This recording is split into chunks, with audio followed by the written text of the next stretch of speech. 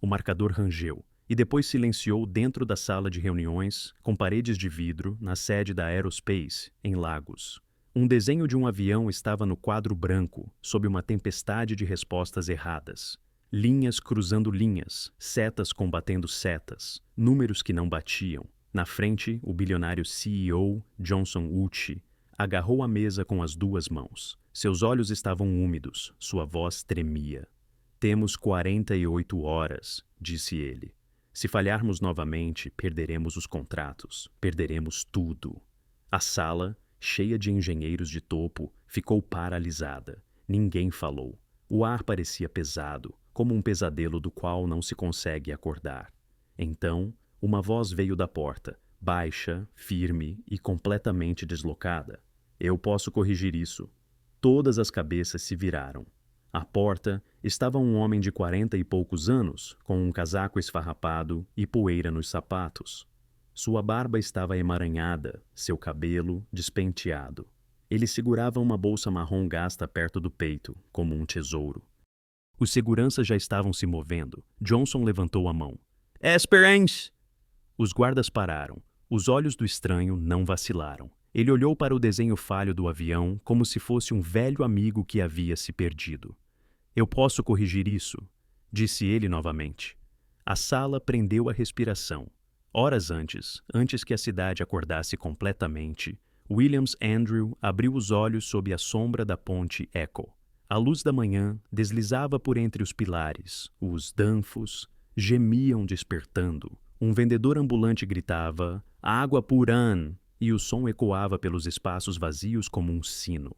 Williams sentou-se em seu pedaço de papelão, limpou o pó do casaco e abraçou sua bolsa marrom. Dentro dela estavam as únicas 3 coisas que ele mantivera seguras através de tudo: um livro gasto sobre engenharia aeronáutica, um maço de certificados antigos e uma caneta com metade da tinta. Ele pressionou o livro contra o peito, da mesma forma que uma criança segura a foto de casa.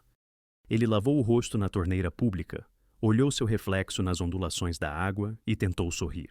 O sorriso não durou muito. Ele caminhou em direção à Ilha Vitória com a multidão matinal. As letras prateadas na lateral do prédio alto sempre atraíam seus olhos. Aerospace. Ele aprendera a passar por ali devagar, como uma pessoa faminta passa por uma padaria. Metade em dor, metade em esperança. Hoje parecia diferente. Pessoas com crachás corriam para dentro, câmeras piscavam no saguão. O prédio zumbia de preocupação. Ele deslizou pela porta aberta, não de forma sorrateira, apenas pequena, do jeito que se anda quando não se quer perturbar o ar. Perto do último andar, através do vidro, ele viu a sala de reuniões. Ele viu o quadro branco coberto de caminhos errados. Ele viu Johnson Uchi esfregar os olhos e sussurrar para sua equipe. 48 horas. As palavras atingiram algo profundo em Williams. Ele conhecia aquele número. Ele conhecia contagens regressivas. Ele sabia como uma boa equipe podia se perder, um passo de cada vez, e acabar em um lugar onde nada fazia sentido. Ele sentiu um impulso dentro de si. Era silencioso, mas forte. Ele apertou sua bolsa marrom e deu um passo à frente. De volta à sala de reuniões, Johnson estudava o estranho. O que você disse? Eu posso corrigir isso, respondeu o homem. Deixe-me tentar.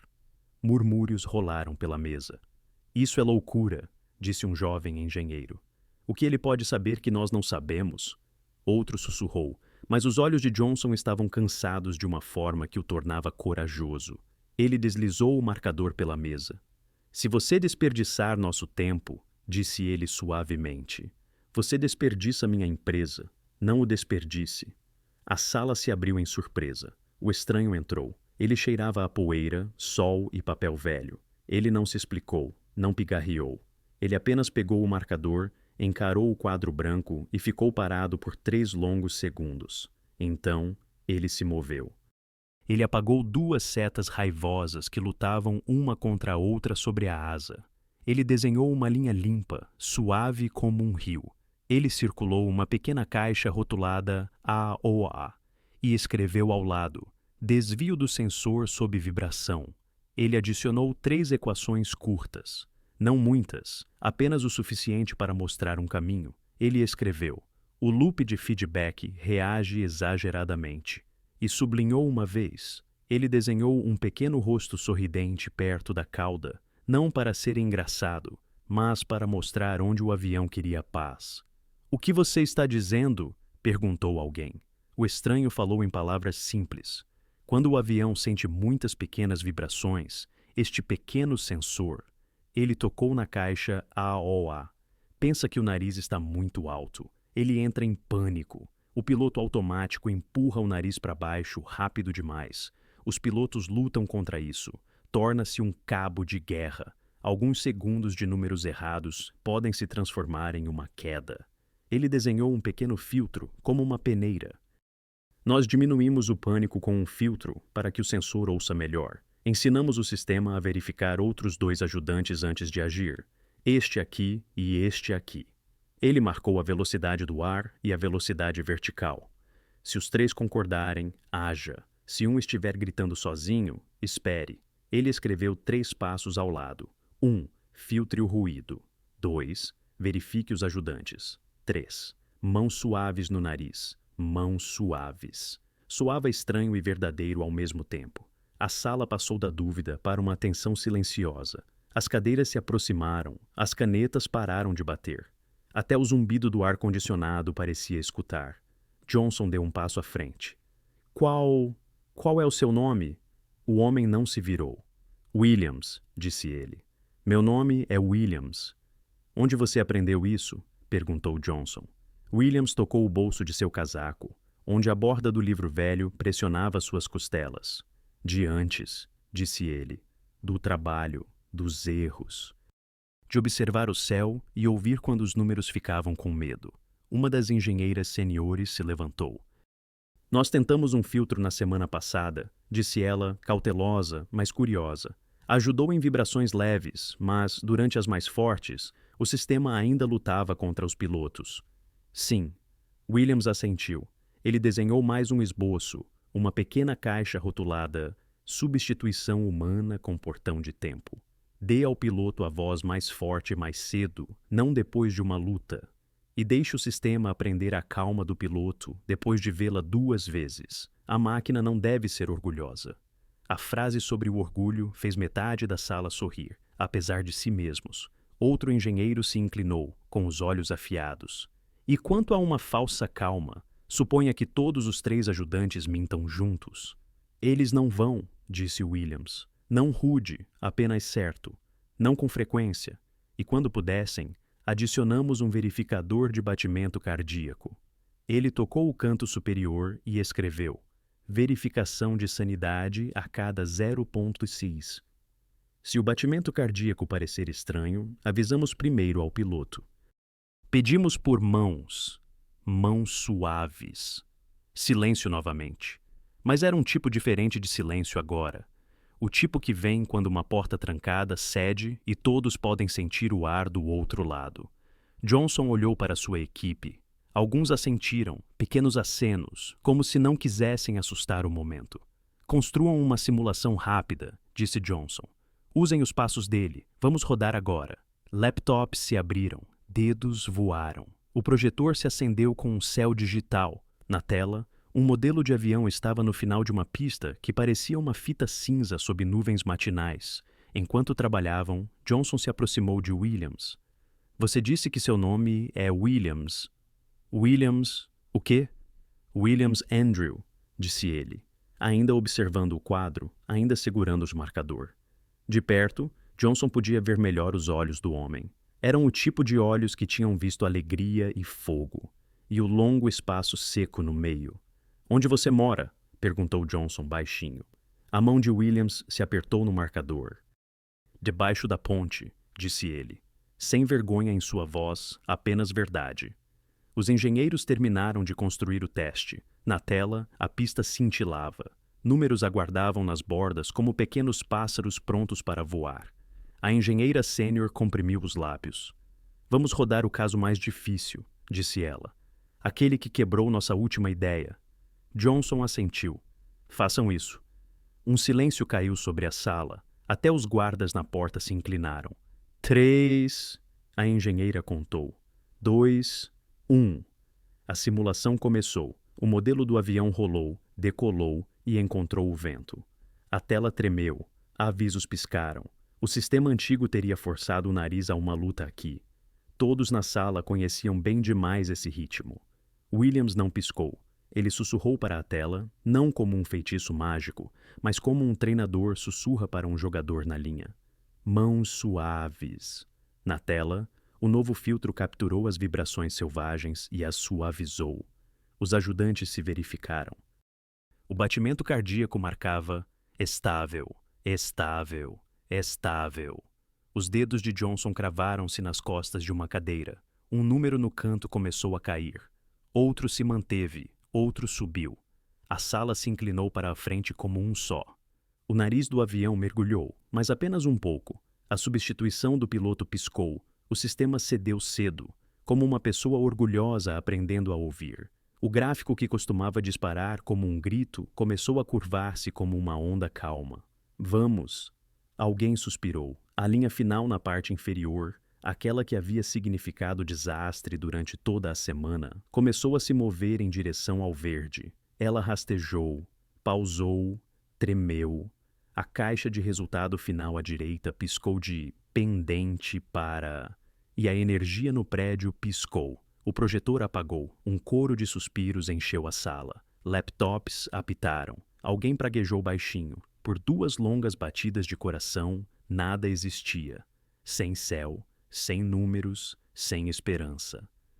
Apenas o zumbido fino do no-break lutando para se manter vivo. As luzes piscaram de volta. O projetor acordou com um suspiro cinzento. A caixa de resultado ainda estava lá, congelada no instante antes da verdade. Johnson virou-se para Williams, com os olhos arregalados, a voz mal um sussurro. Nós... consertamos?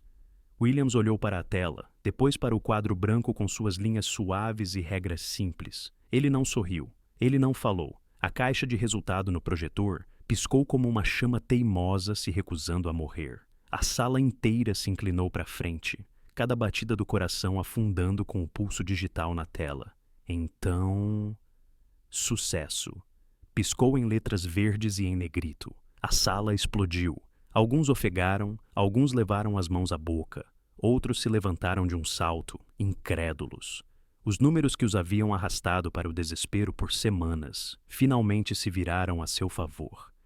Os picos vermelhos que antes gritavam caos agora se curvavam suavemente, fluindo como um rio calmo. Johnson congelou por um momento. Ele simplesmente olhou, incapaz de acreditar no que estava vendo. Então, lentamente, seus lábios se separaram, e uma respiração que ele não percebeu que estava segurando escapou. Funcionou, sussurrou um dos engenheiros. Realmente funcionou. Williams deixou o marcador deslizar suavemente para a bandeja do quadro branco. Suas mãos tremiam, não de medo, mas com a torrente de memórias. Fazia anos que ninguém o ouvia, anos que ele não sentia o peso de suas ideias importarem. Seguiu-se uma ovação de pé. Um por um, os engenheiros bem pagos da Aerospace se levantaram de seus assentos, aplaudindo com força.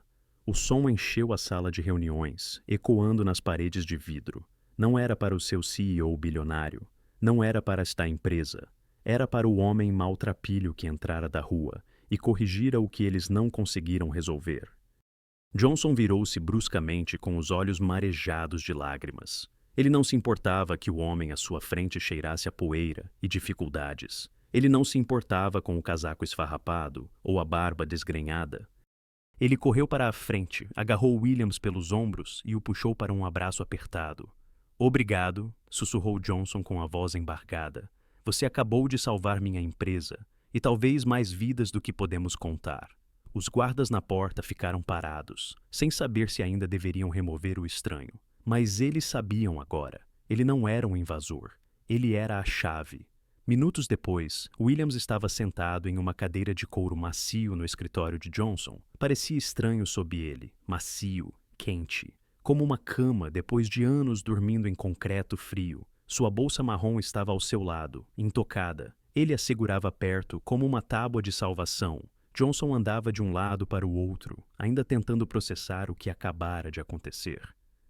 Você entrou na minha sala de reuniões vindo da rua, disse ele, sua voz entre o espanto e a curiosidade. Quem é você? Como você sabia a única coisa que meus melhores engenheiros não conseguiam ver? Williams hesitou. Seus olhos caíram para o chão. Por um longo tempo, o silêncio se estendeu entre eles, quebrado apenas pelo zumbido do ar condicionado do escritório. Então, com uma respiração trêmula, ele enfiou a mão na bolsa. Dela, ele tirou o velho livro de engenharia aeronáutica com as orelhas dobradas. Sua capa estava desbotada, suas páginas gastas nas bordas. Isto, disse ele suavemente, colocando-o sobre a mesa. Isto é o que me lembra de quem eu costumava ser. Johnson sentou-se à sua frente, inclinando-se. Conte-me. E assim, Williams contou a ele. Eu sou Williams Andrew, começou ele, com a voz pesada. Uma vez, eu fui um engenheiro aeronáutico de topo. Trabalhei com grandes empresas nos Estados Unidos por 10 anos. Eu projetava sistemas, resolvia problemas, vivia no céu. Eu tinha uma família, minha esposa, Balaji Pasca, e 2 filhos, David e Jeremy. Por um tempo, pensei que era abençoado. Seus olhos se nublaram e sua voz falhou. Mas então a dúvida entrou na minha casa. Eu suspeitei da minha esposa e, contra o meu bom senso, fiz um teste de DNA nos meus filhos. Os resultados disseram: eles não eram meus. Johnson enrijeceu na cadeira, ouvindo atentamente. Eu não sei como ela descobriu, continuou Williams. Mas na manhã seguinte, quando eu saí para o trabalho, a polícia me parou. Eles revistaram minha pasta e encontraram drogas pesadas dentro. Fui preso, acusado e encarcerado por 2 anos. Quando saí, eu tinha perdido minha carreira, minha reputação, minha família. Minha esposa me destruiu. Após a deportação, voltei para cá, para esta Nigéria, sem nada. Ele fez uma pausa, engolindo em seco. Tenho vivido debaixo da ponte desde então, quebrado, esquecido. Mas esta bolsa... Ele deu um tapinha gentil.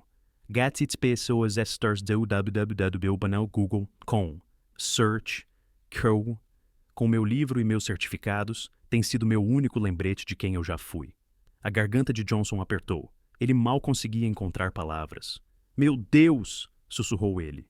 Você foi de projetar aviões a dormir debaixo de pontes. Williams assentiu, em silêncio por um momento. Ambos os homens sentaram-se na quietude, suas vidas a mundos de distância, mas ligadas por uma verdade. O gênio pode ser enterrado, mas nunca morre. Finalmente, Johnson se levantou. Sua decisão foi instantânea, inabalável. Não vamos deixá-lo assim, disse ele com firmeza. Ele pegou o telefone e ligou para o motorista. Leve-o à melhor barbearia, arrume-o. Depois, à boutique mais fina, compre tudo o que ele precisar. Ele não pisa mais neste escritório com a aparência de quem foi esquecido pelo mundo. Williams tentou protestar, mas Johnson o silenciou com um olhar. Não, você me devolveu minha empresa. Agora eu devolvo a sua vida. Naquela noite, quando Williams olhou seu reflexo no espelho da barbearia, ele mal reconheceu o homem que o encarava. Sua barba estava aparada, seu cabelo arrumado. Na boutique, ele vestiu um terno impecável pela primeira vez em anos. Ele se sentiu como ele mesmo novamente. Pela manhã, ele voltou à Aerospace, não como o mendigo maltrapilho de debaixo da ponte, mas como o engenheiro-chefe Williams Andrew. Johnson o apresentou à equipe, declarando: este homem salvou a todos nós. Ele agora é o seu líder. Aprendam com ele. Os engenheiros aplaudiram novamente, alguns com admiração genuína, outros com inveja oculta. Entre eles estava um homem cujos olhos queimavam com um ódio silencioso. Obinna Okoye, o ex-engenheiro-chefe cujo trono Williams acabara de tomar. Obinna forçou um sorriso, mas no fundo, ele já estava planejando o que ninguém esperava. Os aplausos na sala de reuniões ecoaram muito depois do fim da reunião. Williams estava de pé, imponente em seu novo terno, com os ombros erguidos e a cabeça alta. Pela primeira vez em anos, ele não era invisível. As pessoas o olhavam com respeito, até admiração. Alguns estendiam a mão para cumprimentá-lo, outros sorriam calorosamente, como se para recebê-lo de volta ao mundo que ele havia perdido. Mas nem todos compartilhavam da alegria. No fundo da sala, Obina Okoi estava de braços cruzados, com o maxilar cerrado e os olhos estreitos. Cada aplauso de apreço por Williams era como um martelo batendo em seu orgulho. Ele já fora a estrela da empresa, o homem em quem Johnson mais confiava, o homem que comandava os engenheiros com confiança. Agora, em questão de horas, um mendigo sem teto havia entrado e tomado seu lugar. Este homem não pertence aqui, pensou Obina amargamente. Ele não merece o que eu construí. Ele se forçou a aplaudir com os outros, mas por dentro, seu coração ardia de raiva. Nas semanas que se seguiram, Williams provou seu valor repetidamente. Ele trouxe novas ideias para a mesa, simplificando sistemas complexos, com soluções que pareciam óbvias, uma vez que ele as explicava. Sob sua orientação, a Aerospace não apenas resolveu a crise imediata, mas também descobriu falhas em outros sistemas de voo que haviam passado despercebidas por anos. Companhias de aviação que antes ameaçavam se retirar agora corriam para renovar contratos, elogiando Johnson por sua nova e brilhante equipe. Mas todos na empresa sabiam quem era o verdadeiro gênio. O homem que viera da rua, carregando nada além de uma bolsa empoeirada e uma mente mais afiada que o aço. Williams rapidamente ganhou o respeito da maioria dos engenheiros. Eles admiravam sua humildade. Ele nunca os tratava com superioridade, nunca se portava com arrogância. Em vez disso, ele ouvia, guiava e ensinava com paciência. Muitos engenheiros mais jovens começaram a chamá-lo de mentor, mas o ódio de Obina só se aprofundou. Ele assistia enquanto Williams ficava ao lado de Johnson em coletivas de imprensa, enquanto os jornais estampavam manchetes sobre o engenheiro misterioso que salvou os céus da Nigéria. Ele ouvia colegas sussurrando com entusiasmo sobre a genialidade de Williams, e cada palavra era um punhal em seu orgulho. Tudo o que ele está fazendo, murmurou Obina uma noite em seu escritório, deveria ter sido eu. Enquanto Williams construía o sucesso no trabalho, algo mais florescia silenciosamente em sua vida. O amor. Ele conhecera Juliana, uma contadora inteligente e de fala mansa da empresa. A primeira conversa deles fora breve, nada mais que um bom dia, educado no corredor. Mas Juliana vira algo nele que os outros não notaram. A vulnerabilidade em seus olhos, a maneira como ele sorria, como se não acreditasse que merecia a felicidade. Começou com pequenos gestos. Ela lhe trazia uma xícara de chá durante as noites de trabalho. Ele a ajudava a carregar arquivos pesados. Eles compartilhavam jantares tranquilos em um pequeno restaurante perto da marina, longe dos olhos curiosos de seus colegas. Para Williams, Juliana era a luz após anos de escuridão. O riso dela o tirava da sombra de seu passado. A fé dela nele o lembrava de que ele não era apenas um homem que fora quebrado, ele era um homem que podia se reconstruir. 5 meses depois, sob o brilho das luzes da Rua de Lagos, Williams se ajoelhou com um anel na mão e sussurrou: Juliana, você quer se casar comigo? Lágrimas brilharam em seus olhos enquanto ela assentia com a cabeça. Sim. O casamento foi marcado e Williams se mudou para uma nova mansão na Ilha Banana, um presente de Johnson, que insistiu que um homem de sua genialidade não merecia nada menos. Para Williams, era mais do que uma casa. Era a prova de que a vida poderia recomeçar. Mas, enquanto Williams sonhava com um novo futuro, Obina conspirava nas sombras. Uma noite, em um bar mal iluminado no continente, ele se encontrou com um grupo de homens rudes. Seu líder, um bandido com uma cicatriz no rosto chamado Django, inclinou-se sobre a mesa. Então, você está dizendo que o quer fora do caminho? Perguntou Django com a voz baixa. Os olhos de Obina brilharam com uma fúria fria. Não apenas fora do caminho. Eu o quero quebrado. Ele me humilhou, roubou minha posição e agora vive como um rei, enquanto eu apodreço em sua sombra. Eu quero que ele sinta como é perder tudo. Django sorriu. Pelo preço certo, podemos fazer isso acontecer. Obina deslizou um envelope grosso pela mesa. Django espiou dentro. Maços de naira empilhados. Ele assobiou baixinho. Será feito. Na noite anterior ao casamento de Williams, a mansão estava silenciosa. Juliana estava na casa de sua família, preparando-se para o grande dia. Williams sentou-se na sala de estar, folheando seu velho livro de engenharia, um sorriso suave no rosto. Ele pensou na jornada da Ponte Fria para este lar quente, do desespero à alegria. Então, uma batida na porta. Ele franziu a testa. Era tarde. Quem poderia ser?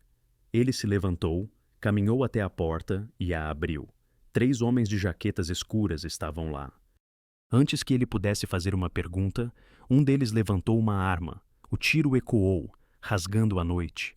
Williams ofegou quando o fogo explodiu em seu braço. Ele cambaleou para trás, segurando o ferimento, o sangue encharcando sua manga.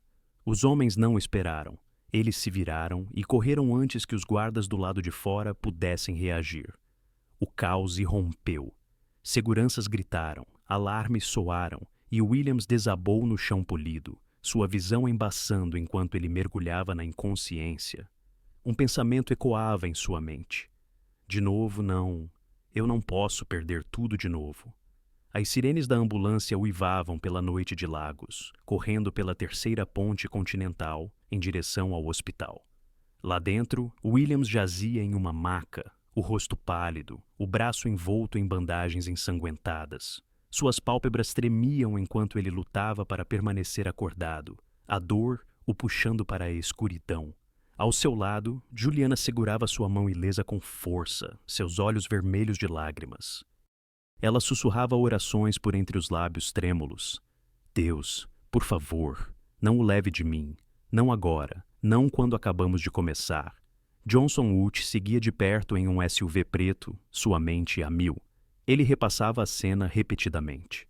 Os portões da mansão abertos, os guardas gritando, o sangue de Williams manchando o chão. Seu peito doía de culpa. Eu deveria ter previsto isso, murmurou para si mesmo. Eu deveria tê-lo protegido melhor. No Hospital Universitário de Lagos, os médicos levaram Williams às pressas para a cirurgia de emergência. Por 3 dias, ele ficou inconsciente em uma cama de hospital, seu corpo lutando pela vida. O homem vibrante que salvara a Aerospace e conquistara corações estava agora silencioso, sua respiração sustentada por tubos. Juliana nunca saiu do seu lado. Ela se recusou a comer, recusou-se a descansar. Sua cabeça frequentemente repousava sobre o peito dele, ouvindo o ritmo fraco de seu coração, como se sua presença por si só pudesse chamá-lo de volta. Na terceira noite, quando a esperança começava a se esvair, Williams se mexeu. Seu peito subiu com uma tosse trêmula e seus olhos se abriram lentamente. Juliana ofegou e apertou sua mão. Williams! Oh, graças a Deus! Lágrimas escorreram por seu rosto enquanto ela pressionava a testa contra a dele. Os médicos correram, verificando seus sinais vitais, mas Juliana não se moveu. Ela não conseguia. Sentia como se seu coração tivesse sido devolvido a ela. Quando Johnson chegou naquela manhã, o alívio o inundou ao ver Williams acordado. Meu irmão, disse ele, segurando a mão boa de Williams. Você nos assustou, mas você não vai nos deixar ainda. Não quando o mundo ainda precisa de você. Williams deu um sorriso fraco. Vai ser preciso mais do que uma bala para acabar comigo. Mas, por trás do humor, sua mente girava. Quem me quereria morto? A resposta veio 1 semana depois. Johnson ordenou uma revisão completa das filmagens do CCTV da mansão. As equipes de segurança vasculharam o vídeo até que, finalmente, a verdade os encarou. Lá estava ele, Obinna Okoye, o homem que já fora o engenheiro-chefe da Aerospace. O homem que ficara no fundo da sala, observando Williams tomar seu lugar. Na filmagem, Obinna aparecia do lado de fora dos portões da mansão, horas antes do ataque, conversando com os mesmos homens que mais tarde invadiram a casa. Quando Johnson viu as imagens, suas mãos tremeram de raiva. Obinna! Ele sibilou. Como você pôde? A evidência era inegável. Armados com as confissões dos agressores capturados, liderados pelo bandido Django, a polícia agiu rapidamente. Obinna foi preso em seu apartamento em Lekki, arrastado algemado enquanto os vizinhos observavam em choque. Na sala de interrogatório, Obinna zombou quando confrontado. Ele roubou tudo de mim, cuspiu ele. Você sabe quem eu era antes daquele mendigo aparecer. Eu construí esta empresa com minhas ideias, e Johnson me jogou de lado por um homem que cheira a rua. Não vou deixá-lo viver minha vida enquanto eu apodreço na sombra dele. Mas sua arrogância não pôde salvá-lo. As evidências se acumularam, os testemunhos eram claros demais. O caso foi enviado ao Tribunal Superior Federal. E logo, Obina foi a julgamento por tentativa de homicídio e conspiração criminosa. O tribunal fervilhava de tensão. Repórteres lotavam os bancos, ávidos por cada palavra. De um lado, Williams sentava-se com Juliana, o braço ainda enfaixado, mas o espírito inabalável. Johnson sentava-se ao seu lado, uma figura protetora. Do outro, Obina estava de pé, altivo em um terno escuro, os olhos cheios de desafio frio. As testemunhas depuseram, guardas, engenheiros e, finalmente, o próprio Django, que admitiu que Obina o havia contratado. A evidência era irrefutável. Quando o juiz finalmente falou, o ar ficou pesado.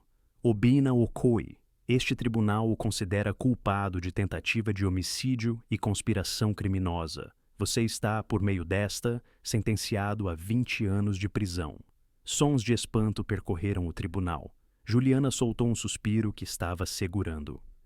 Johnson assentiu sombrio. Justiça fora feita. Mas Obina não havia terminado. Enquanto os oficiais o levavam acorrentado, ele virou a cabeça bruscamente em direção a Williams e Johnson. Sua voz soou como veneno. Isto não acabou, rosnou ele. Marquem minhas palavras, eu voltarei por vocês. Destruirei vocês dois e tudo o que construíram. O tribunal explodiu em barulho, mas Williams permaneceu firme, os olhos fixos em seu inimigo. Ele falou calmamente, alto o suficiente para Obina ouvir. Você já se destruiu.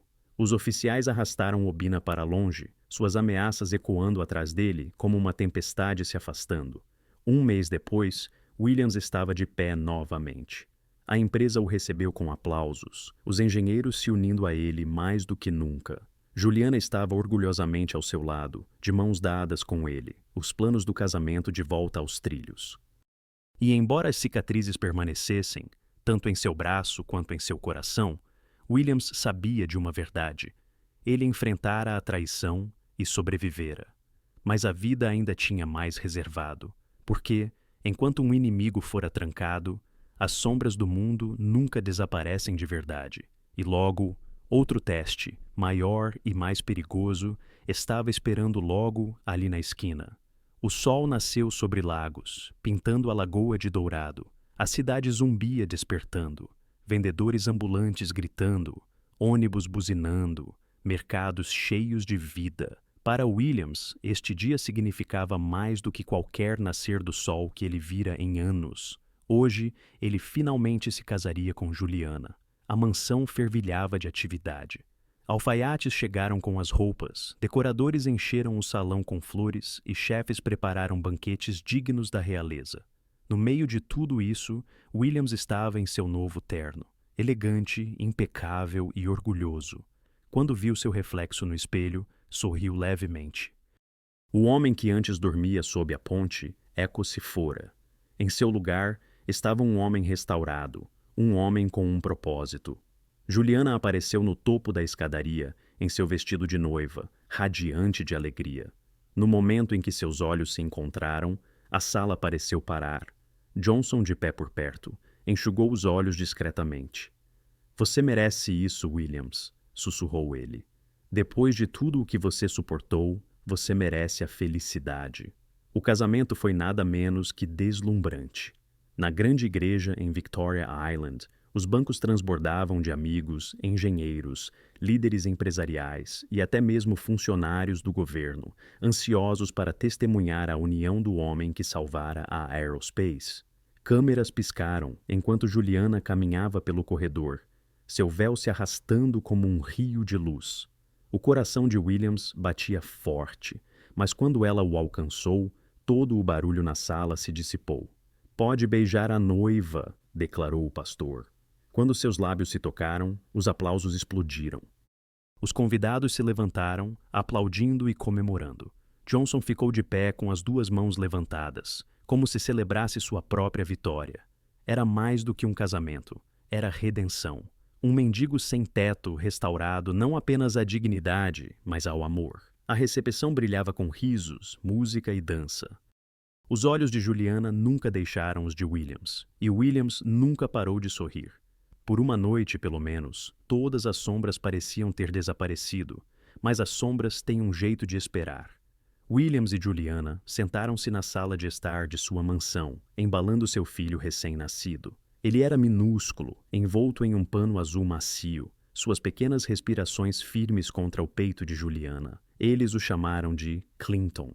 Williams tocou a testa de seu filho gentilmente. Você nunca conhecerá a vida que eu vivi debaixo daquela ponte, sussurrou ele. Você só conhecerá o amor. Juliana beijou sua bochecha. Ele já tem tudo o que precisa. Você. Por um tempo, a paz pareceu completa. A empresa prosperou, sua casa se encheu de alegria, e Williams tinha uma família novamente. Mas mesmo na prisão, as palavras de Obina pairavam como uma maldição. Isto não acabou. O lembrete veio mais cedo do que o esperado. Uma noite, Johnson chegou à mansão com notícias preocupantes. Ele se sentou com Williams no escritório, sua expressão sombria. Recebemos informações de dentro da prisão, disse Johnson lentamente. Obina tem falado. Ele afirma ter conexões do lado de fora, pessoas que lhe devem favores. Ele diz que, mesmo atrás das grades, ainda pode alcançá-lo. Williams franziu a testa, sua mão se apertando no braço da cadeira. Ele está trancado. O que mais ele pode fazer? Johnson se inclinou para a frente. Ele é perigoso, Williams. E homens desesperados encontram maneiras desesperadas. Não quero que você leve isso na brincadeira. Williams suspirou, sua mente voltando ao tiro, à dor, às lágrimas de Juliana. Ele olhou para Johnson com calma determinação. Deixe-o ameaçar. Eu já vivi coisas piores. O que ele não entende é que o medo não me governa mais. Ainda assim, quando ele entrou no quarto de Clinton naquela noite e observou seu filho dormindo pacificamente, Williams fez um voto silencioso. Se Obina vier atrás de nós novamente, ele vai falhar. Semanas se passaram. Williams se estabeleceu em seu papel na Aerospace, guiando a equipe com uma habilidade inigualável. Johnson frequentemente o apresentava em reuniões como o homem que salvou os céus, um título que o humilhava, mas também carregava peso. Juliana se adaptou à maternidade com graça, embora muitas vezes se preocupasse com as ameaças que pairavam sobre eles.